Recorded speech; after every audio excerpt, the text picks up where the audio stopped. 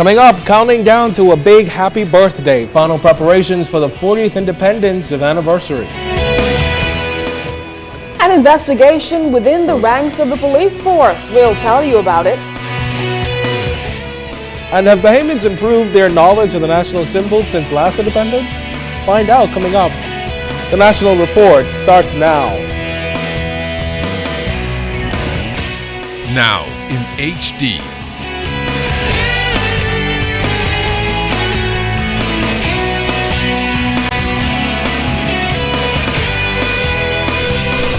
ZNS Network presents The Bahamas Tonight.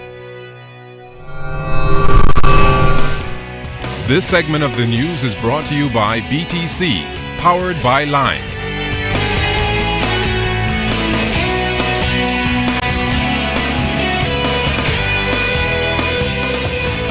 Good evening, everyone. I'm Kishla Adderley. And I'm Candido Knowles. Happy Independence. We are just hours away now from a very special birthday. It's often said that life begins at 40, and tonight when thousands converge at historic Clifford Park, the birthplace of Bahamian independence, sentiments of forward movement and what's next for this young democracy are expected as organizers convey the theme, The Bridge to the Future. Music, dancing, and fireworks will merge tonight as the highly anticipated flag raising and tattoo captivates attendees.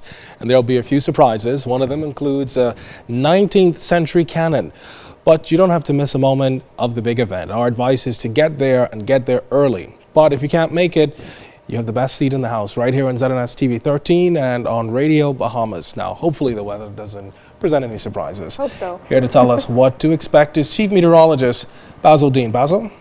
Well, thank you, Kendino. In our first look at weather, we are looking at Tropical Storm Chantal, which at 5 o'clock this afternoon was located some 270 miles southeast of San Juan, Puerto Rico. It is taking aim for the islands and is expected to get to the southeast Bahamas as early as Thursday. So residents in the southeast Bahamas, including the Turks and Caicos Islands, we're asking you to make ready for the arrival of Tropical Storm Chantal. And then closer to home, we're still dealing with this mid-level trough, which has been oscillating between the northwest and central Bahamas. It will now work its way towards the west and will bring some more heavy showers and thunderstorms to the northwest Bahamas during the early morning hours, which includes New Providence as well. But outside of our studios just now, we have partly cloudy skies, temperature 82 degrees, your relative humidity 70%. Winds out of the southeast at 6 knots, barometric pressure 1,019.4 millibars, that's 30.10 inches, and it is steady. But stay tuned, temperatures around the Palm Beach Islands, travel and boating forecast is still to come.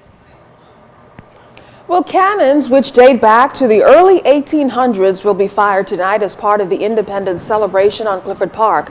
Michael Peter Pattern, senior archaeologist at the Antiquities and Monuments Corporation, explained that right at the start of the military section of tonight's festivities, 2 cannons will be fired from Sir Lyndon's Castle, and 2 cannons located in the fort will also fire 12 shots.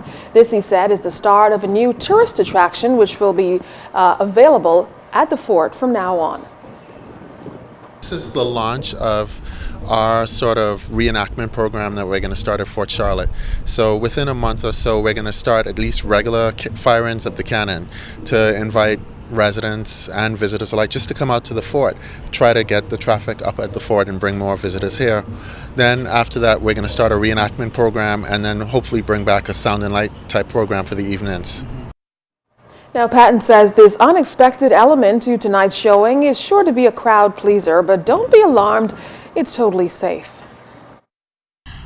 For this program, though, we're using no gunpowder, only fireworks, because gunpowder is difficult to work with and it's a controlled substance, so it has to be kept with the police and so forth, so it just becomes very tricky and troublesome. So we've decided to use fireworks, and this is a practice that's actually done throughout the world. As long as the weather holds up, this will happen because these are fireworks that are going to be inserted in and fired, so there should be no problems with the cannons. And last night we actually did a simulation of the firing down at Sir Lyndon's Castle. We didn't have the cannon there, but we had the firework there and it worked fine. Well, there's been lots of criticisms about the country's independence celebrations. In fact, some feel the events that have gone on thus far have been insufficient and poorly organized. Opposition supporters have even questioned why a photo of former Free National Movement leader and former Prime Minister, the Right Honourable Hubert Ingraham, was not erected in Rawson Square alongside the many other nation builders who are being celebrated. But Prime Minister Perry Christie says no one can deny the contributions of Mr. Ingraham to the development of this country. The former Governor General, A.D. Hanna, just told me that we have not celebrated the original leadership of the country properly and effectively. So there will always be criticism. Mr. Ingraham was an important part of the journey. Have they celebrated me? I haven't heard anybody talking about me. And so the point I'm making is that what I think is important is that Hubert Ingraham obviously has contributed to the makeup of the country. He's had 15 of 20 years, last 20 years, maybe, where he's been Prime Minister. And so clearly he has made a significant and measurable contribution. But I think right now when we look at where we're going, it's bigger than the individual politician now. It's looking at is the country headed in the right direction? Well, the Constitutional Commission says there doesn't need to be any changes to the Constitution for Bahamians to participate in casino gambling. That was just one of the many findings of the Commission, which produced 73 recommendations for constitutional reform. Another recommendation also addresses the issue of retirement age for justices in the country, among other legal concerns. Jimmy DeSwain takes a look at those and other recommendations coming out of that report. Just a few months ago, the nation rejected a referendum on web shop gaming. However, the discriminatory issue of Bahamians gambling in casinos or otherwise did not escape the attention of constitutional commissioners. Its chairman, Sean McQueenie, said it would not amend Article 26E of the Constitution that specifically addresses gaming. Should it be decided by any government that it would wish Bahamians to be allowed to gamble in casinos or to engage in any other form of gaming, such a result could be achieved by the simple expedient of an amendment to the Lotteries and Gaming Act, removing the current restrictions, specifically Section 50. That is all it has to do. McQueenie revealed the Commission feels an extension on the retirement age of justices should be eliminated. It considered what the retirement ages for justices in the Supreme Court and Court of Appeal, which is 65 and 68 respectively, should be. The Commission also addressed the structure of the Supreme Court.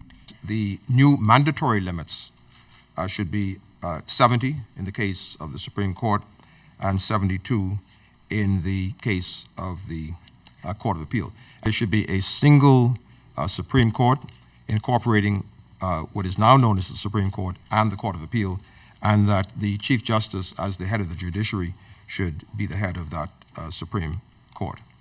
It also recommended the establishment of the Office of Ombudsman or Complaints Commissioner be created by ordinary legislation instead of constitutional amendments.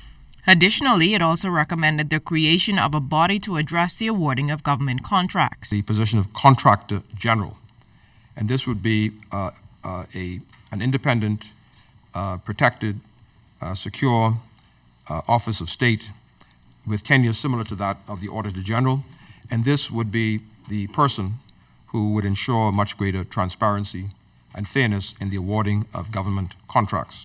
The Commission also suggested the government fast-track the establishment of a commission or working group on citizenship and stateless persons with priority as the future peace and internal harmony of Bahamian society may well depend upon it. Jimmy DeSwain, ZNS Network News. Well, still to come tonight, we take a look at what people and buildings are wearing this independence. And another lesson on the national symbols. You're watching The Bahamas Tonight. Well, of course, my most vivid memory of independence is standing immediately west of Fort Charlotte, overlooking Clifford Park, and seeing Urban Taylor slowly raise that new Bahamian flag to the top of the flagpole early on the morning of July 10th, 1973. But, of course, for the past 2 decades, my bailiwick has been Parliament, and what a host of memories. Hubert Ingraham with his Here We Go Again campaign in 1997 Sir Lyndon Pinling resigning from the House in 1997 after 41 years in Parliament. The first female Speaker of the House of Assembly, Rome Italia Johnson. The first female Governor General, Dame Ivy Dumont, marking 50 years of the women's suffrage movement and passing the act for the Randall Fox Labor Day or Majority Rule Day.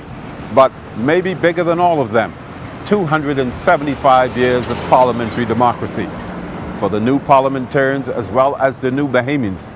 In the words of the 60s, we need to seize the time and build on Sir Lyndon's legacy as we create a new Bahamas. Happy 40th, Bahamas.